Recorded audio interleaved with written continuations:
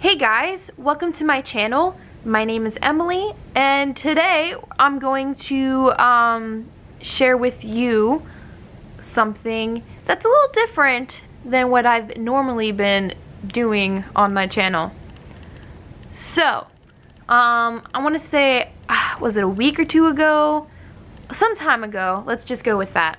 Shane Dawson had posted a two-part video about his friend back in high school who committed a murder back in 2011.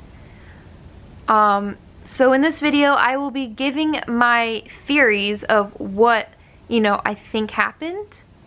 And just so you know, guys, I am not a professional.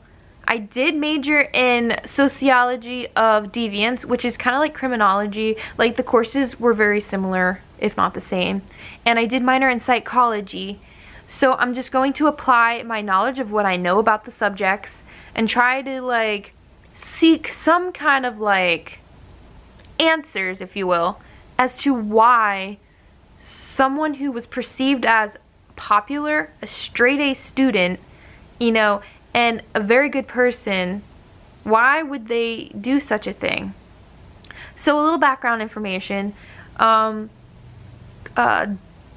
Shane's friend, Kirk Galvin. How do you say that? We'll just go with that.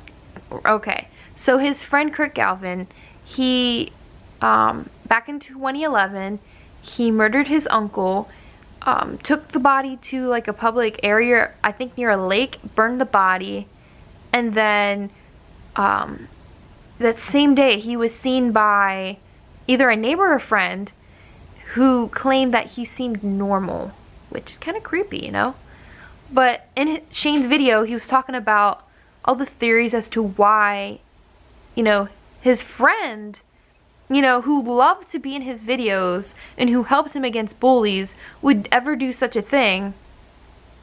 So that's what we're going to figure out. I'm probably going to make this a two-part video because it's probably going to be long, super long. So if you see me looking to the side like that, I'm just reading notes and stuff, just because there's a lot of information and I don't want to, give you wrong information and stuff. So let's start off with what we know. And this information I obtained from articles, Kirk's Facebook, and then Shane's video and what him and his friend said about him. So let's start with Kirk. What do we know about him? So we know that he helped Shane a few times, against bullies and stuff. He liked to be in Shane's videos, which I said. Something that Shane noticed, or his friend noticed, was that from 6th to 12th grade, he dressed the same, and his his entire style was the same. He had a group of friends that he did like to hang with. He was popular in school, straight-A student. There are many pictures of him frowning, but there's also pictures of him smiling and having fun. Shane did say that, or again, his friend, I forget what her name is, sorry, that he didn't seem to have a genuine reaction when hanging out with a group of friends. He seemed cold.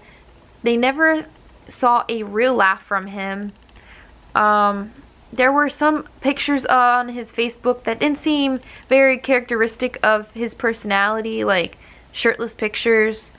He never spoke about personal things. He did get into drugs, and he liked to participate in charities such as the blood drive at school, and and he liked the developmentally disabled sports fund.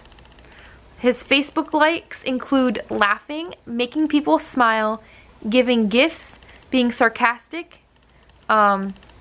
parties, dancing, working out. So that is what we know just from articles, Facebook, and Shane's video. Now the uncle. So there wasn't really many things I could find on him. But I did find 3 things, so I will tell you what they are. He was a Vietnam veteran. He was loved by many people, and he also liked charities. Can you see me? Come on, camera. Let's see. Sorry about this. Sorry you have to see my face, but I'm trying to get this to focus. Hello?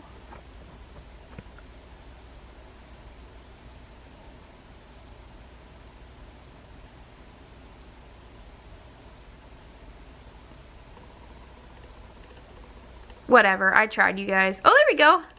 So, oh yeah. So I'll be talking about 2 theories.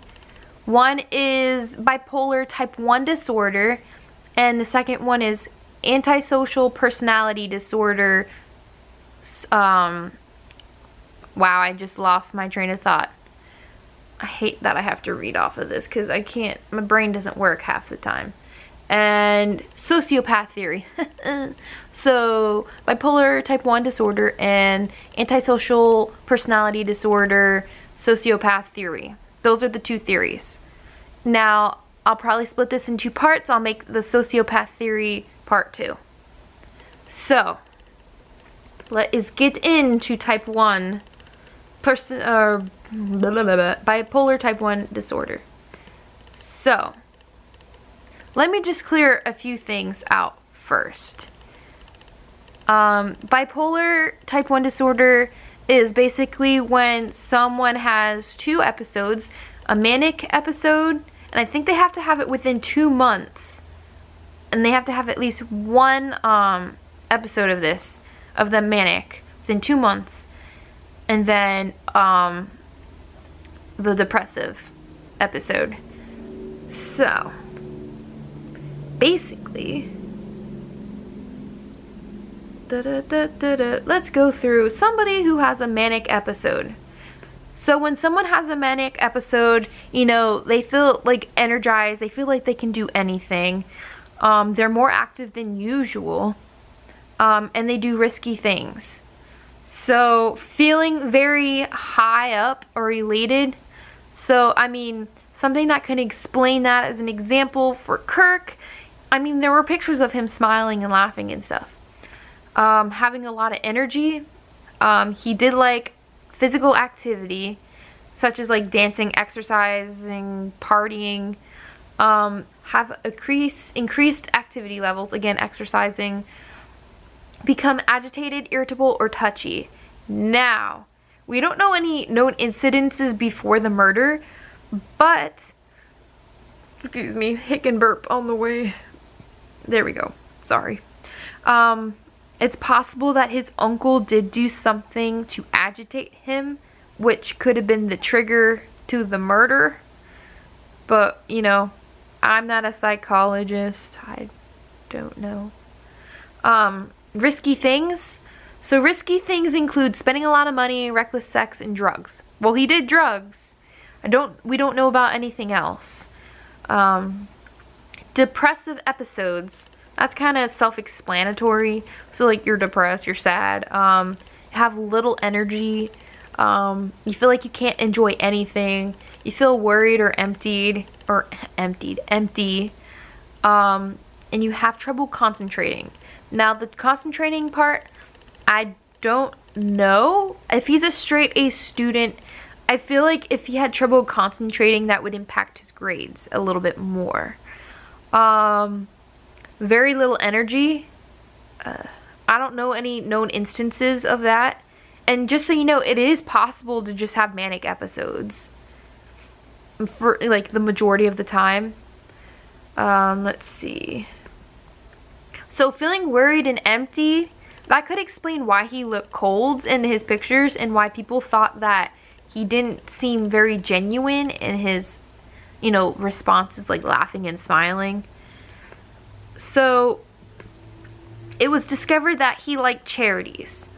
So, in my opinion, you can like charities, but I just feel like if he had some kind of like personality thing going on. He might use that as self-validation, so he feels, you know, good about himself. Let's see, the shirtless picture, same thing. So how many times do you see, either on Facebook, Instagram, or whatever, of one of your friends, even a guy friend, right, who comes back from the gym and is like, oh, look at me, you know?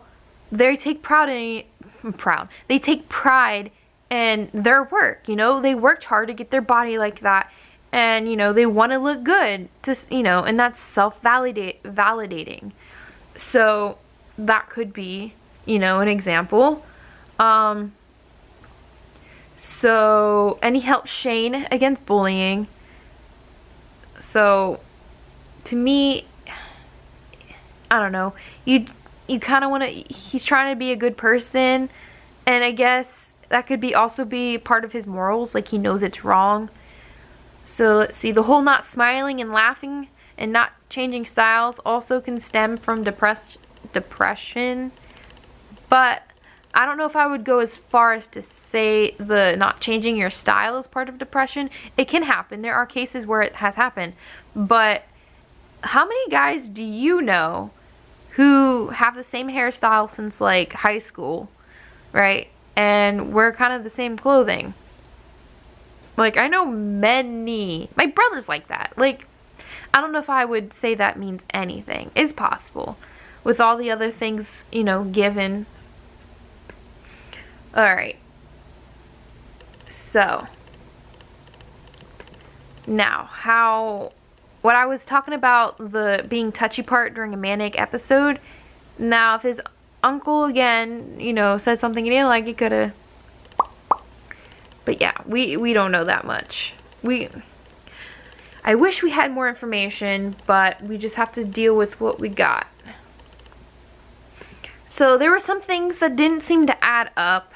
Now Kirk, they said he wasn't a very big person, so the question was, how did he get his uncle into a vehicle by himself without being seen? Now there are some, I don't want to say there's some speculation, but some investigators think it's possible that he did it on the way to the destination. But if that's true, that would be planned, and that would be, wouldn't that be first degree murder? I don't know. They just said in the article that it looked like the murder took place in the home. So yeah, how did he get his uncle into the vehicle by himself? They say drugs, if he was still on drugs, and then if you combine that with adrenaline, it's possible. Again, I don't know. Then the whole burning the body thing, it could have just been, you know, panic. Although if I accidentally kill somebody, I'd be like feeling so bad, and I would just call the police on myself. But when asked why did you do it, he didn't answer. So, you know, if it was an accident, you know, I would try to defend myself saying, I didn't do it on purpose, it was an accident, you know. Try to get, like, the minimum sentence or something. So, from what I gather, he knew what he did was wrong. And maybe that's why he didn't say anything. So, when you do have bipolar type 1, or any kind of bipolar disorder, you know you're right from your wrong. Like, so that could explain why he didn't say why he did it. He could have just lost himself for that second and, you know, acted compulsively and just did it, and then, but then that doesn't answer the question of when he was seen by a neighbor or friend, I don't know which, they said he looked normal. I don't know about you, but how you be killing somebody and acting like nothing even happened? He was seen at a bar like nothing happened. Like, it's a little weird. And I will go into that more on theory number 2. So, Shane's friend did say that there were people saying that he hated his uncle. So, like, if he did it out of rage, okay, like, that would explain it. And when you are in when someone's in full out rage, their adrenaline picks up and they can become super strong. Like, it's you know, crazy. And we don't know if drugs were involved at that time. Hey, what if his uncle found him had drugs? That kind of actually makes sense, you guys. What if his uncle found drugs on Kirk and confronted him about it? And because he's a little woo-woo-woo, he didn't want anyone to know. He didn't want to get, you know, narked on, you know. So maybe that's what happened. You know, I think it has... That's an idea, you guys. Yeah. I think... I'm starting to think that drugs did play a part.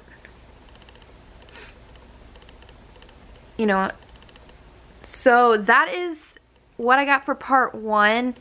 Thank you guys for watching.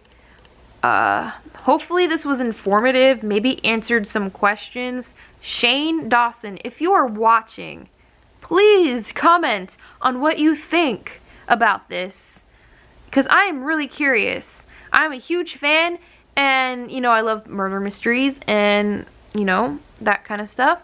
So I want to see what your thoughts are. Maybe it, you know, it triggered something in your brain saying, wait a second, I remember something that could, you know, lead into this or lead into something else. You know, I want to know as much as you do. So, thank you guys for watching. I will be posting part 2 really shortly. After I'm done with this video, I'll be working on the next one. So, take care, guys. Merry Christmas. And see you guys very soon.